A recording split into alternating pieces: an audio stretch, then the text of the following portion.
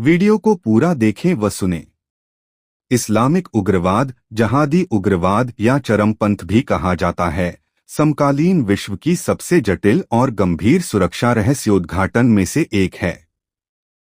इस विषय पर वैश्विक स्तर पर विभिन्न दृष्टिकोणों से विचार किया जा सकता है, जिनमें मुख्य रूप से राजनीतिक, सामाजिक, धार्मिक और संस्थाएं शामिल हैं।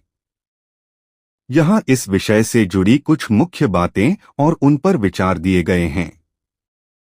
धर्म और चरमपंथ का अंतर। एक महत्वपूर्ण दृष्टिकोण यह है कि राक्षस का कोई धर्म नहीं होता। बहुसंख्यक मुस्लिम धार्मिक और वैश्विक नेताओं का मानना है कि चरमपंथी संगठन जैसे अल-कायदा, एमएस या बोको हरम इस्लाम के मुस्लिम और मूल संदेश को तोड़मरोड़ कर पेश करते हैं। वे अपने राजनीतिक और उग्र सिद्धांतों को सही सिद्धांतों के लिए चुनिंदा धार्मिक ग्रंथों का सहारा लेते हैं, जिन्हें वैचारिक अपहरण कहा जाता है। राजनीतिक और भूराजनीतिक कारक। कई मान्यताओं का मानना है कि यह पत्थर की जड़ें केवल धार्मिक नहीं, बल्कि गंभीर राजनीतिक और ऐतिहासिक सिद्धांत हैं।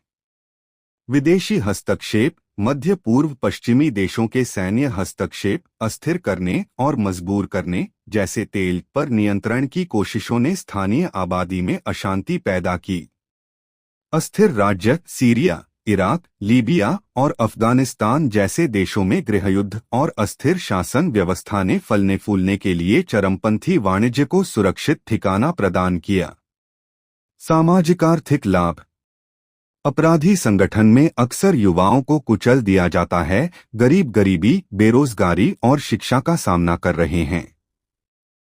समाज में स्वयं को भिन्न भिन्नता या भेदभाव का शिकार महसूस किया जाता है। वैश्विक सुरक्षा और मानवाधिकारों पर प्रभाव। इस चरमपंथ ने दुनिया भर में सुरक्षा के पैमानों को पूरी तरह से बदल दिया है।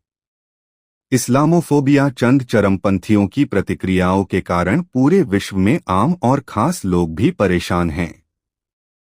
मानवता संकट। इस राक्षस का सबसे बड़ा शिकार खुद मुस्लिम बहुल देशों की आम जनता है, जिसने लाखों लोगों को बंधक बनाकर रखा है। साथियों ही हिंदुओं को पूर्ण रूप से खत्म करने के लिए हो रहे लगातार हमलावर हो रहे हैं। भारत ही नहीं अपितु विश्व भी इस कट्टुपंथियों के अत्याचार से परेशान है। निष्कर्ष। इस्लामिक आतंकवादियों से केवल सैन्य बलों के लिए भर्ती काफी नहीं है।